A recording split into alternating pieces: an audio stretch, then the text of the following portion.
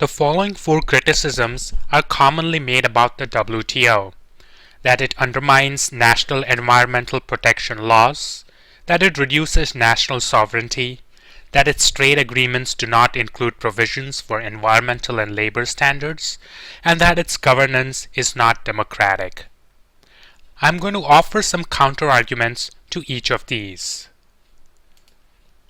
The most popular criticism is that the WTO strikes down policies that countries have implemented to protect the environment. For such an example, critics often point to the shrimp turtle case. The shrimp turtle case refers to the complaint by India, Malaysia, and Thailand against the US prohibition on imports of shrimp from these countries. The reason given by the US for the ban was that the shrimp coming from these countries were not harvested using turtle escape devices. These devices allow sea turtles to escape if they are inadvertently caught into nets intended for catching shrimp. The US considered requiring the use of such devices as an important environmental protection. The WTO does nothing to prohibit countries from implementing policies that protect the environment, but it does insist that such policies be implemented in a manner that does not discriminate between members of the WTO. The WTO ruled that the US ban violated WTO rules, not because countries are not allowed to implement environmental protection policies, but because the US was applying the protection in a discriminatory manner. The US had allowed certain Central American countries greater flexibility in adopting the turtle escape devices, but did not allow the Asian countries the same flexibility. The ruling wasn't about environmental protection, but discrimination. To say that the ruling was about environmental protection is to miss the larger issue. It is like saying that the US Supreme Court case in 1954 of Brown versus Board of Education was about whether parents should have choice about their children's school. The second criticism is that the WTO undermines national sovereignty. For example, in the shrimp turtle case, the WTO was telling the US what it could and could not do. Shouldn't sovereign states have the right to determine how they are going to conduct trade policy with other countries? Yes, of course they should. But the WTO is not imposing its arbitrary will on a sovereign state that just wants to be left alone. The WTO is asking a sovereign state to comply with an agreement it had signed on to in order to get the benefit of other countries following the same rules. To say that an agreement that a country has entered into undermines national sovereignty is like saying that marriage undermines a man's autonomy because he is now expected to assume certain obligations towards his spouse. Countries often sign such agreements that bind them to a certain course of action. Such examples include agreements to not proliferate nuclear weapons, agreement to not use landmines, agreement to not trade in ivory, blood diamonds, etc. We do not usually think of such agreements as undermining national sovereignty. Then why are trade agreements different?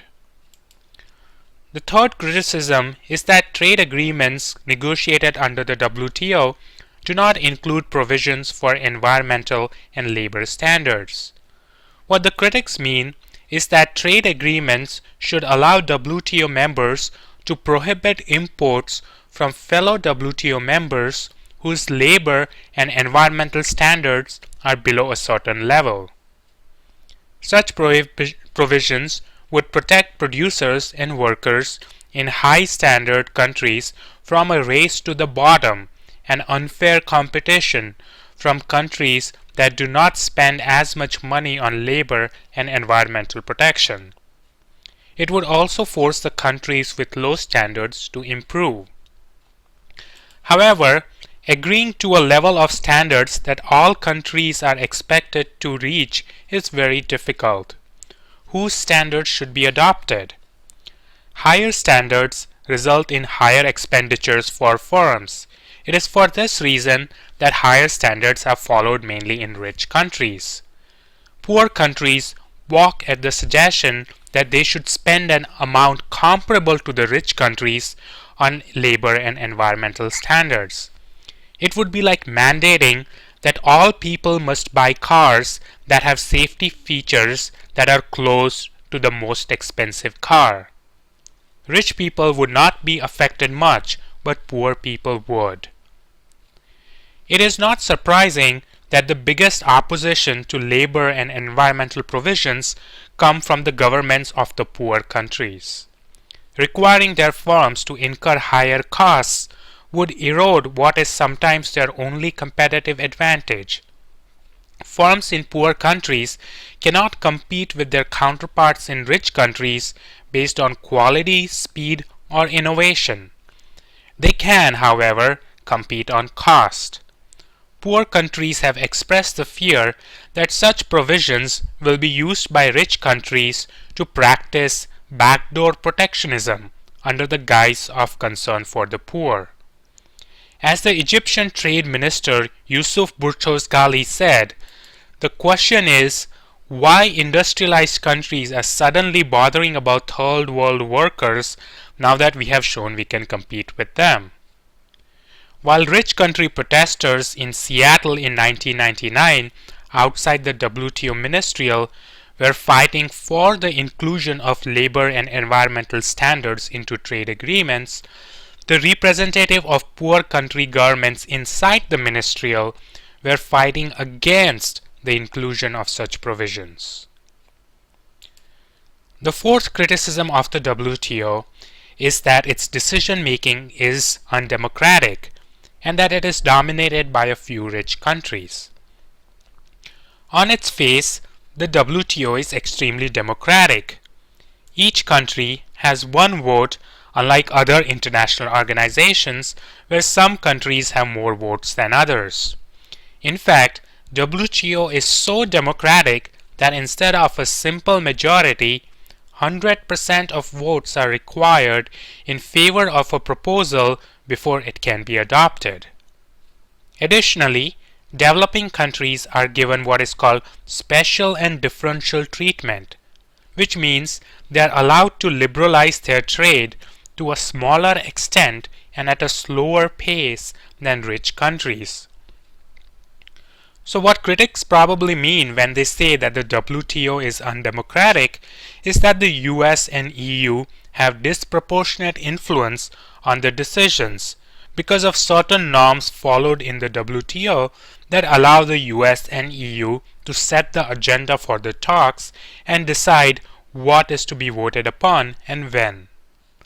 Such criticism has some validity. These norms are a hangover from an era when the GATT was a small club of mostly rich countries. But now, developing countries make up majority of the membership, and they have begun to demand a greater say in proportion to their numbers. The latest round of trade talks, the Doha Development Round, has been so named because it puts the needs of the developing countries at its center. The round has not yet concluded 13 years after it began because the developing countries are asking for more concessions than the rich countries had bargained for. The round came very close to an agreement in 2008, but the agreement could not be signed because of the unwillingness of one developing country, India.